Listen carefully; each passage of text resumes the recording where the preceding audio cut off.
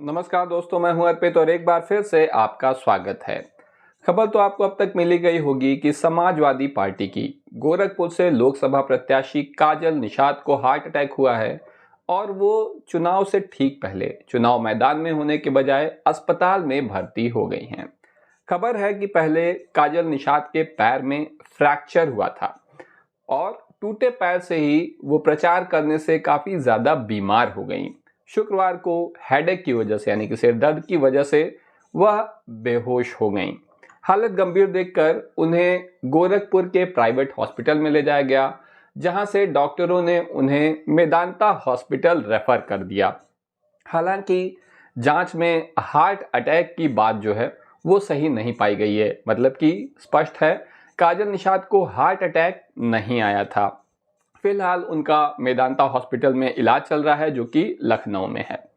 अब काजल निषाद बीच चुनाव में ही मैदान से बाहर हैं और इस समय ये चर्चा तेज हो गई है कि उनका लोकसभा टिकट भी कट सकता है, क्योंकि काजल निषाद बीमार हैं और चुनाव प्रचार के लिए अनफिट हैं। ऐसे में भारतीय जनता पार्टी के गोरखपुर से सांसद रवि किशन का सामना करना, उनका मुकाबला करना काजल के लिए आसान नहीं होगा।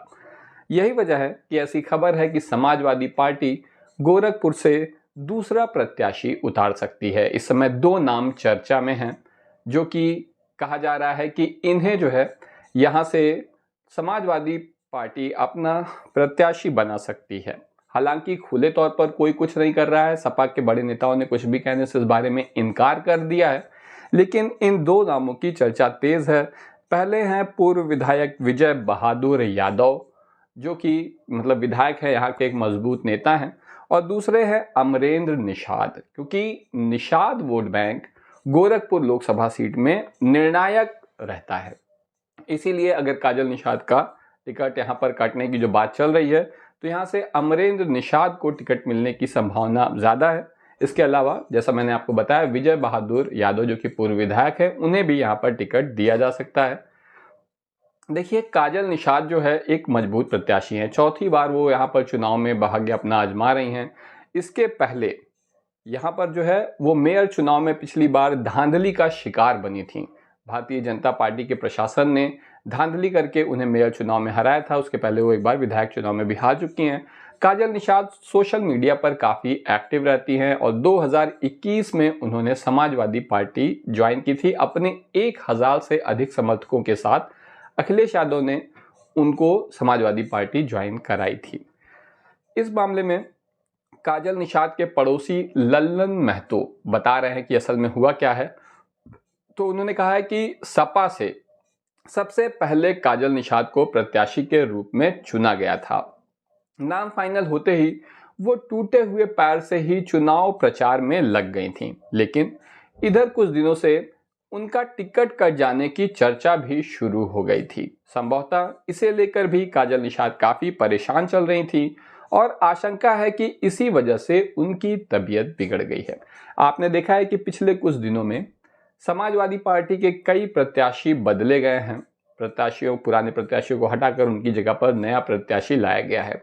और क्योंकि काजल निषाद की तबीयत खराब थी, हालांकि वो काफी मेहनत कर रही थी उसके बावजूद टूटे हुए पैर से भी, लेकिन इसीलिए खबर चलने लगी थी कि गोरखपुर लोकसभा सीट पर भी समाजवादी पार्टी अपने प्रत्याशी को बदल सकती है। तो एक तो काजल निषाद की तबीयत पहले से ही खराब थी, उसके बावजूद काफी ज्यादा उन्हें मेहनत करनी पड़ रही थी, क्योंकि लोकसभा क्षेत्र बहुत बड़ा होता है।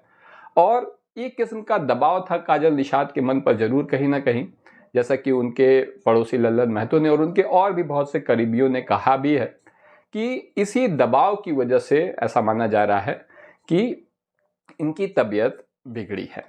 असल में देखो, समाजवादी पार्टी जो है वो एक मजबूत पार्टी है। भले ही गोरखपुर जो है कहा जाता है कि भारतीय जनता पार्टी का गढ़ है, मुख्यमंत्री योगी आदित्यनाथ का ये क्षेत्र है, मुख्यमंत्री यहाँ से लगातार सांसद बनते रहे हैं।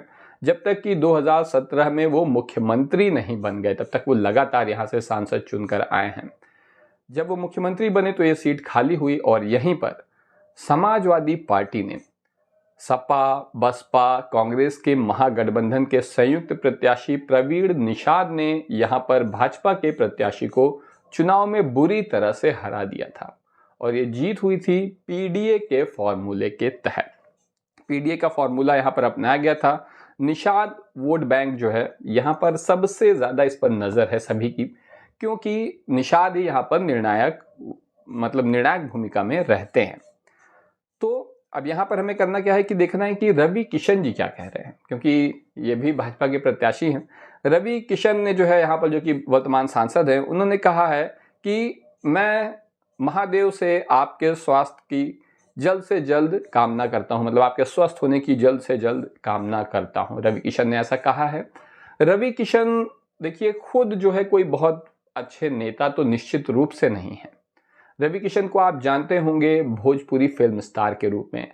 बहुत से लोगों ने उनकी फिल्में देखी होंगी, बहुत से लोगों ने उनके गाने सुने होंगे जो कि काफ़ी फूहड़ होते हैं। तो इसमें कोई नई बात नहीं है। आपने देखा है मनोज तिवारी भाजपा के एक और सांसद हैं, बड़े ही संस्कारी सांसद हैं, जो कि बेहुदे गीत गाते रहते हैं, फिल्में भी घटिया ही होती हैं। रवि किशन की वही स्थिति है। इसके अलावा पवन सिंह को इन्होंने चुना था भारतीय जनता पार्टी ने बंगाल से अपने प्रत्याशी के रूप में, वो भी ऐसे ही घटिया गाने और फिल्मों के लिए जाने जाते हैं। तो हालांकि भारतीय जनता पार्टी के कहने और करने में बहुत अंतर होता है। जहां ये बात करते हैं नारी संस्कृति, सम्मान, महिला, इसकी उसकी, और असल में इनको पूरी दुनिया में ढूंढ ढूंढ कर रवि किशन, क्या कहते हैं इनका, मनोज तिवारी और पवन सिंह जैसे सांसद, निरहुआ एक और हैं, निरहुआ कहते हैं कि मैं जहां जाऊंगा, जहां से अखिलेश यादव लड़ेंगे उसी सीट से मैं लड़ूंगा, वहां जाकर उनको हराऊंगा। तो इस किस्म के सांसद ही भाजपा को क्यों मिलते हैं, आप हमें कमेंट सेक्शन में ज़रूर बताएं। हाँ, तो बात करते हैं हम काजल निषाद की। देखिए काजल निषाद जो है एक अच्छी प्रत्याशी है, बहुत मजबूत प्रत्याशी हैं, और इससे बेहतर प्रत्याशी गोरखपुर में मिलने की संभावना कम है। इसकी वजह यह है क्योंकि निषाद यहाँ पर पूरी तरह से निर्णायक वोट है, सबसे ज़्यादा संख्या यहाँ पर निषादों की है। आपको पता होगा कि इसके पहले जो एक नेता है निषाद राज पार्टी के, संजय निषाद, उनके बेटे प्रवीण निषाद ने 2017 के उपचुनाव में इसी फॉर्मूले पर, अखिलेश यादव के पीडीए के फॉर्मूले पर चलते हुए यहाँ पर हरा दिया था भारतीय जनता पार्टी को। हालांकि फिलहाल संजय निषाद और उनके बेटे प्रवीण निषाद दोनों ही भारतीय जनता पार्टी में शामिल हो गए। जैसे कि भाजपा की नीति है कि अगर किसी को हरा नहीं सकते हो तब क्या करो, उसे मिला लो। तो भाजपा ने अपने सारे बल का इस्तेमाल करके, धन बल, ईडी, सीबीआई वगैरह वगैरह करके, आपने देखा कि नीतीश कुमार, जयंत चौधरी, ओम प्रकाश राजभर और ऐसे कितने ही नेता पूरे भारत में अपने साथ मिला लिए हैं। बल्कि अब तो एक तरीके से भाजपा और कांग्रेस में अंतर करना मुश्किल हो गया है, क्योंकि आधी कांग्रेस तो भाजपा में है।